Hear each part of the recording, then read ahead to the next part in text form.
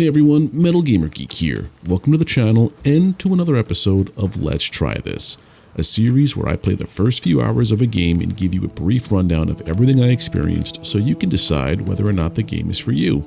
Before I begin, if you could just drop a like, hit that subscribe button and make sure that notifications are turned on so you get updates when I post new videos, it would mean a lot to me. But now, let's dive into the focus of today's episode. ASKA is an open-world Viking-themed survival game with a little twist. It's got your typical survival systems like hunger and thirst management and crafting, but also throws in large-scale colony management into the mix. This gives it a very different feel from another hugely popular Viking survival game. Before you take your first steps into the world of ASKA, you're presented with a lot of options on how you want to play the game. You can either start up with a preset where all the options are set to normal, or you can control a bunch of the settings like how the terrain will be generated, the day length, the year length, and even decay rates on structures and clothing.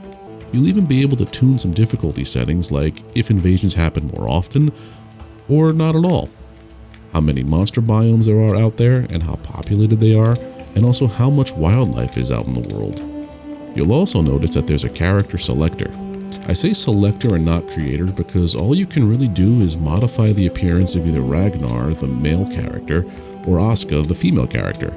The options aren't all that expansive, but you can come up with some unique combinations with what they do have to offer.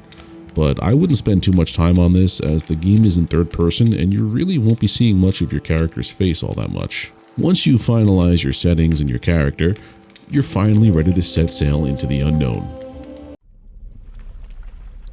In the days before, the gods gave us the spark of ambition, which lit the fires of creation.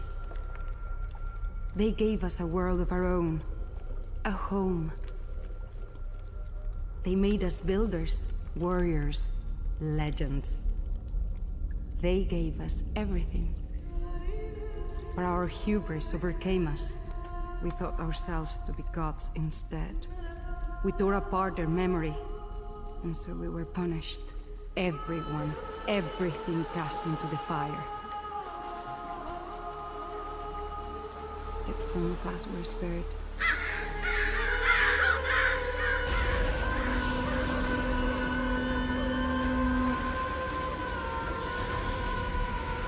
To start again.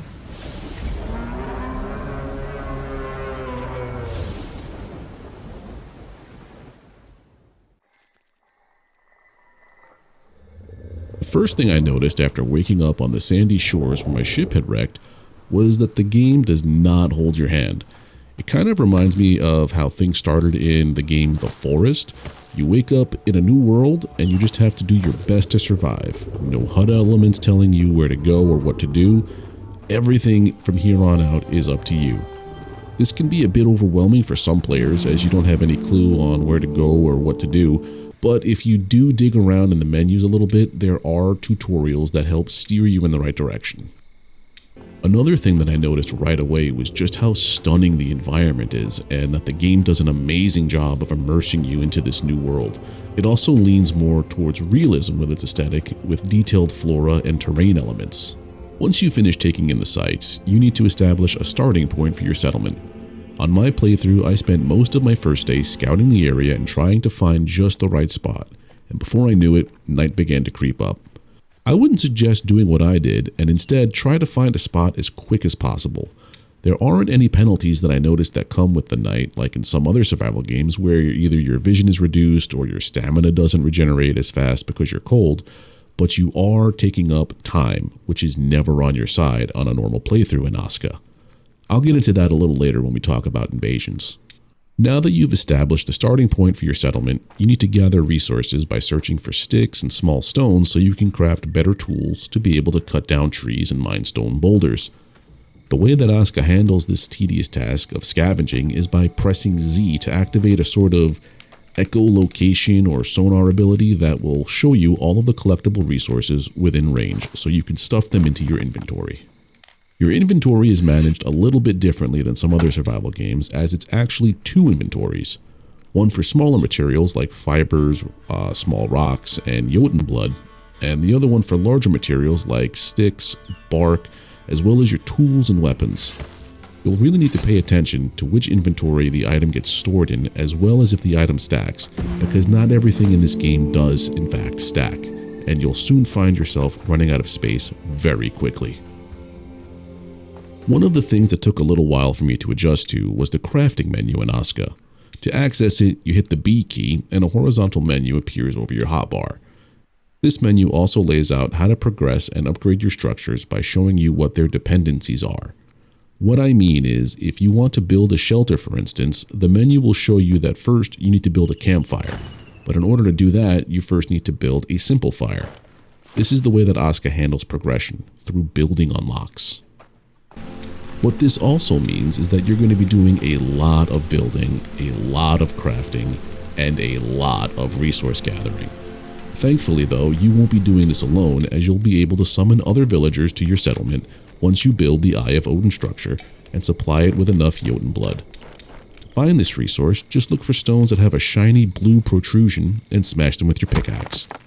I've found that they appear more often along the coastline, so if you're having trouble finding some near your settlement, just make your way back to your wreck. Once you provide the Eye with enough Jotun blood, you'll be given a choice to select one of 2 villagers to add to your settlement, each with unique traits and faults, so you really need to pay attention to the fine print before accepting someone into your tribe. When your new villagers arrive, they'll all be given the default job of builder, so any structures that you mark for construction, they will immediately begin to assist you so long as the resources are present. Opening up your village to more people though comes at a cost, as you'll need to provide shelter and food for each newcomer. Luckily, you'll be able to build things like the woodcutter, stonecutter, and gatherer's hut pretty quickly to manage this. I cannot emphasize enough how important it is to learn to rely on your NPCs to do a lot of the busy work. The first time I played this game, I was trying to do as much as possible by myself, and it was beyond a grind and made my progress basically come to a full halt. The moment I leaned into summoning NPCs and assigning them jobs and tasks, the smoother the game went. Once you have these structures built and enough bodies to work in them, you can start to focus on exploration of the map and expansion of your settlement. While you're out exploring, you'll come across points of interest like I did with the mine. I didn't really venture too far out though in my playthrough, but there are points of interest like cemeteries, wolf dens, and a spire that all spawn enemies or mini-bosses that stay within close proximity of their spawn. Outside of these little biomes though, there aren't any enemies that I encounter in the wild. However, after you manage to survive for a few days, you'll experience your first invasion where a single invader will try to cause a ruckus, but they're very easy to put down. Don't take this for granted though, as from here on out, every invasion will escalate not just with tougher enemies, but additional waves of them. The combat in ASKA is relatively straightforward and not that difficult to get the hang of.